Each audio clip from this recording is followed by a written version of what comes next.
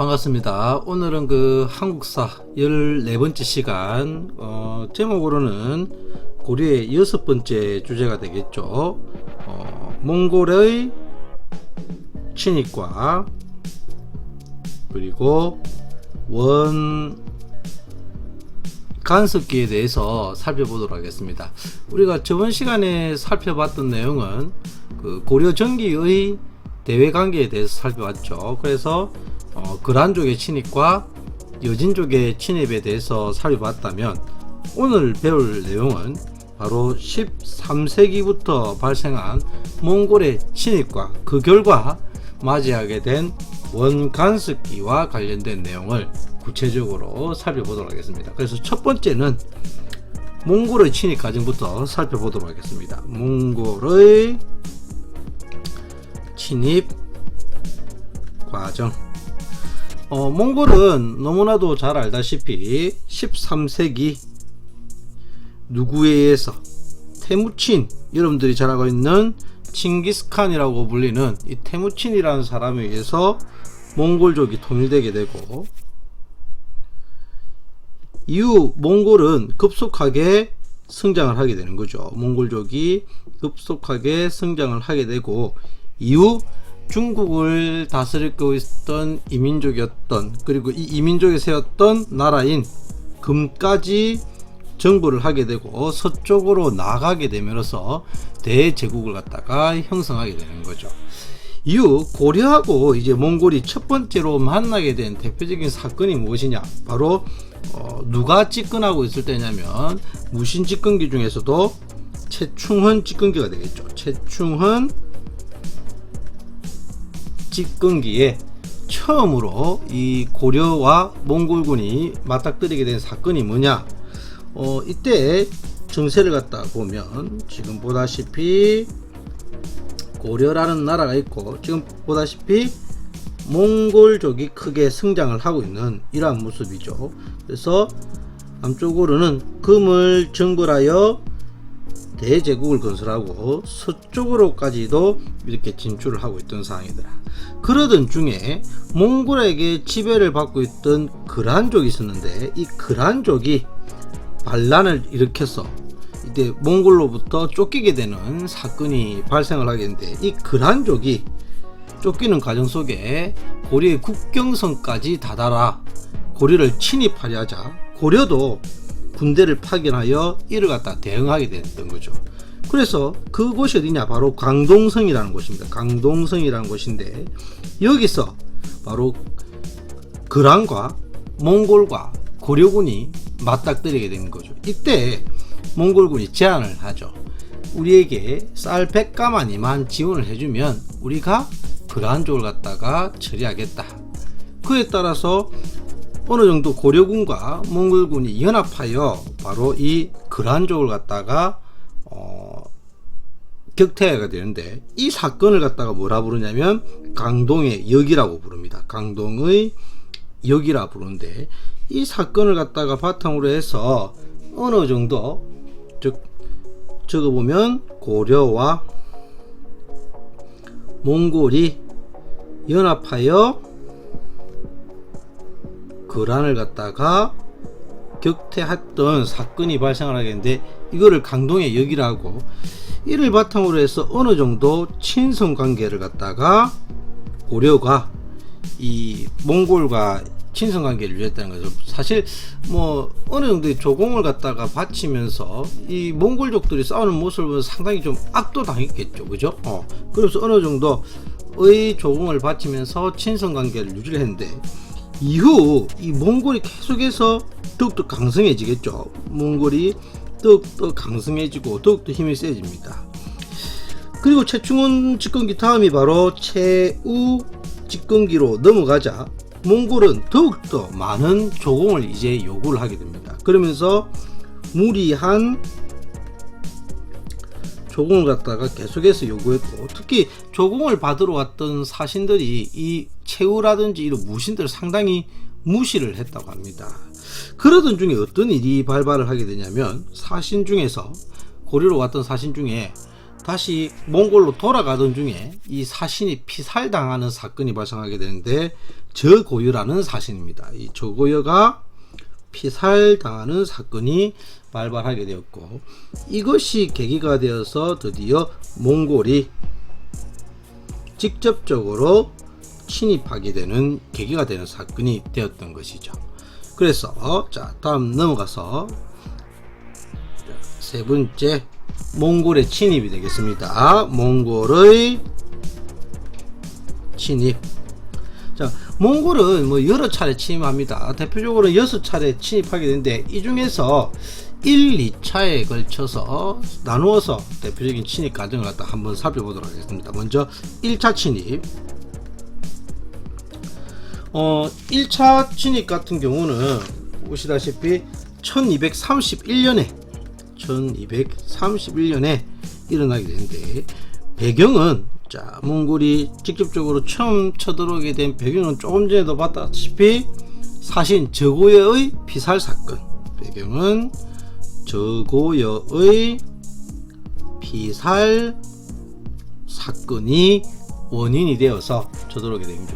실제로 많은 어려움을 겪게 되고 전투에서 큰 패배를 갖다가 겪게 됩니다. 그럼에도 불구하고 그때 승리한 그러한 전투가 있는데, 대표적으로 박스라는 분에 의해서 대표적으로 기주성 전투에서 승리를 거두게 되더라. 그럼에도 불구하고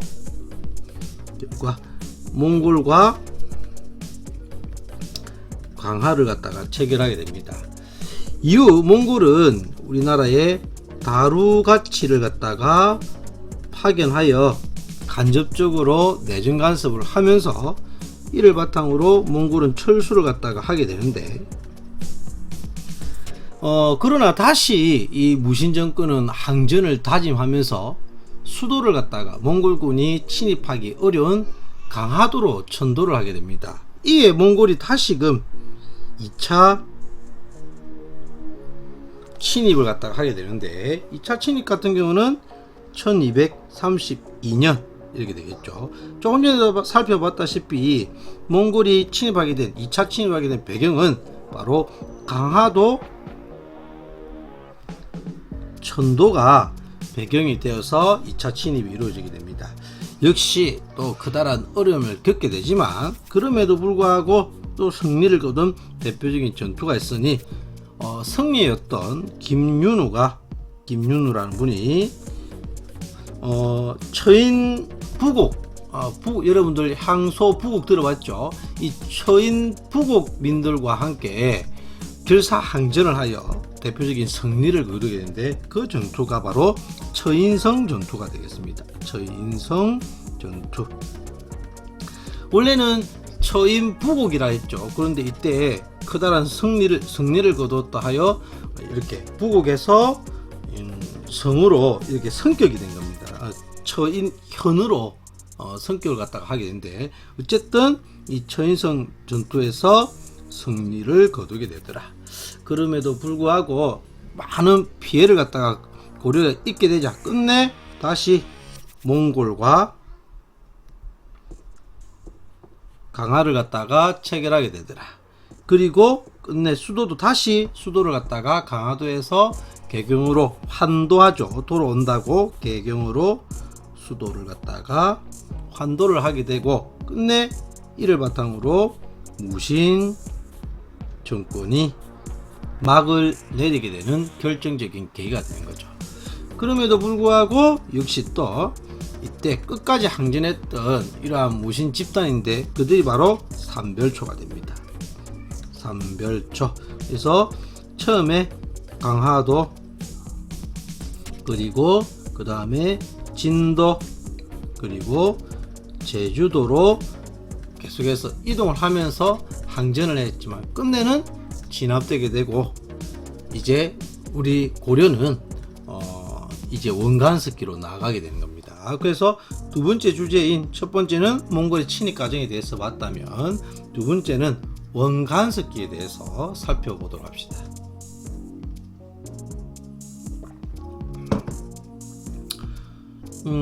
두 번째 주제,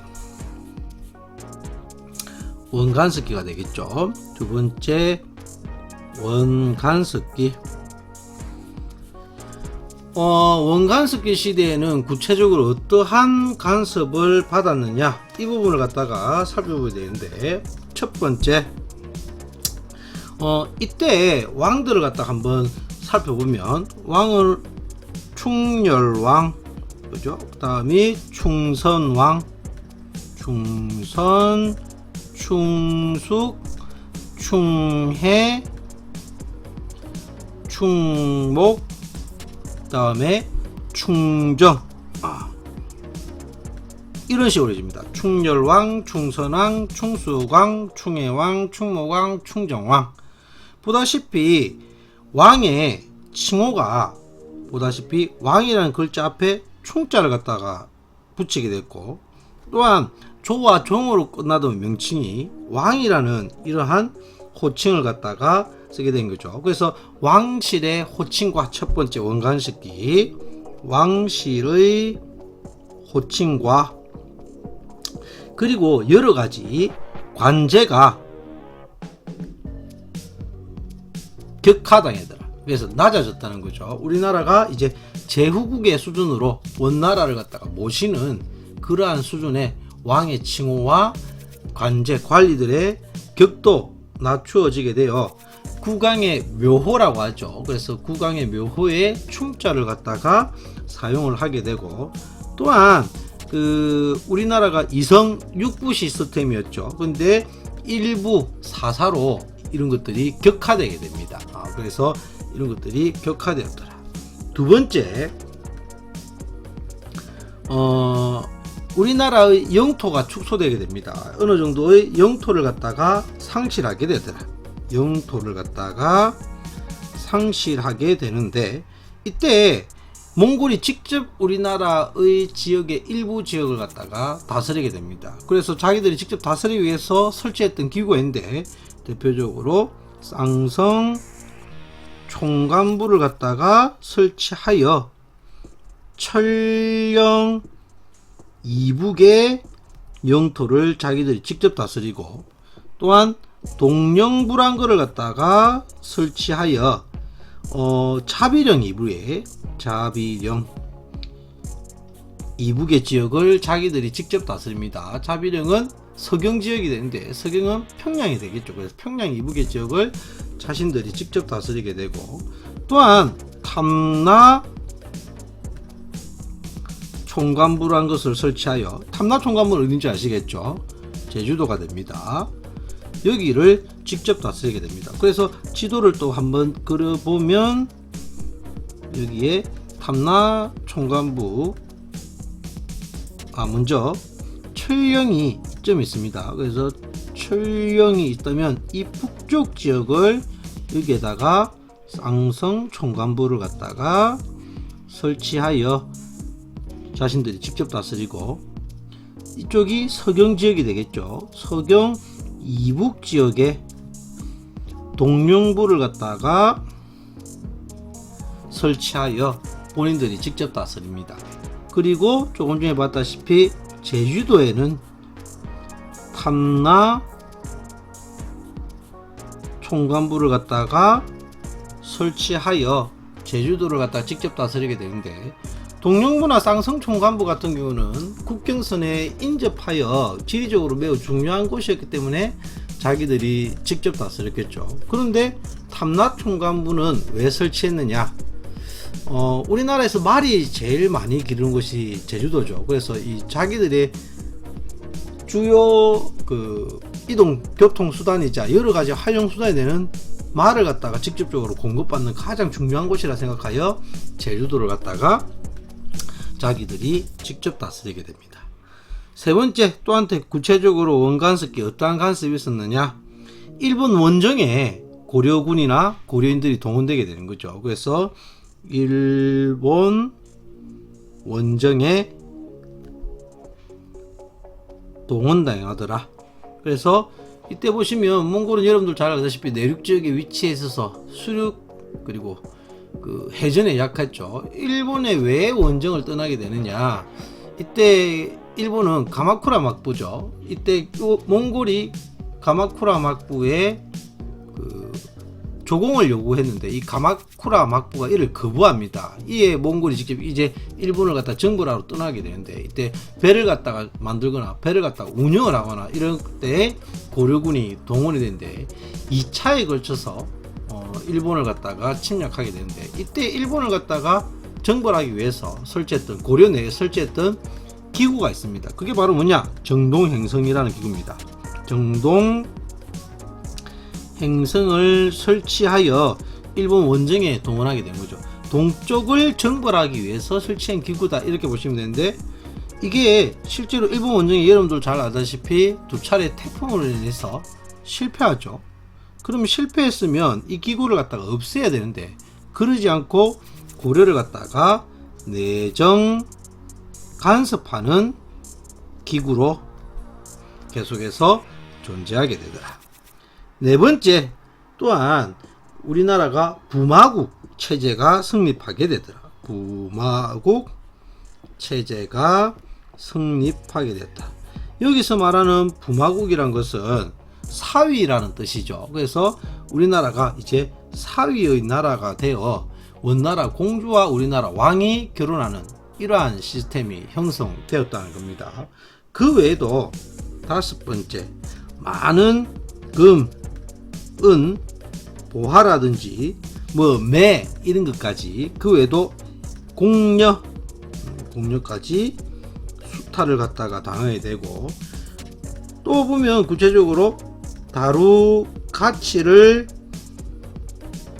파견하여 이 감찰관입니다. 감찰관. 이 사람 많은 사람입니다. 감찰관인데, 이 사람을 갖다가 파견하여서 역시 내정 간섭을 하더라. 그 외에도 뭐 만호부를 갖다가 설치한다든지 여러 가지 더욱더 구체적인 내용들도 있습니다. 수업 시간에도 들었다시피 몽골의 풍습이 유행하여 몽골풍이라는 풍습도 유행했고, 반대로 고려의 풍습도 몽골에서 유행하였는데 고려양이라고 하였죠. 그래서 이런 내용들이 있었다. 구체적으로 조금 알아두시면 될 것 같습니다. 그러면 한번 복습을 다시 해보면 꼭 체크해야 될 거, 일단은 여러분들 보실 때 각각 이 몽골의 침입 과정 중에서는 이 두 가지 내용을 조금 알아두시기 바랍니다. 1차 침입의 배경과 그리고 2차 침입의 배경도 알아두시고, 대표적인 성과, 어떤 전투가 있었고 우리에게 어떠한 성과가 있었는지 정도, 배경과 성과 정도 조금 체크를 해두시고, 다음에 보시면 원간섭기는 구체적으로 어떠한 구체적인 간섭 내용이 있었는지 꼭 체크를 해두시면 좋을 것 같습니다. 오늘 내용은 여기서 마치도록 하겠습니다. 다들 수고하셨습니다.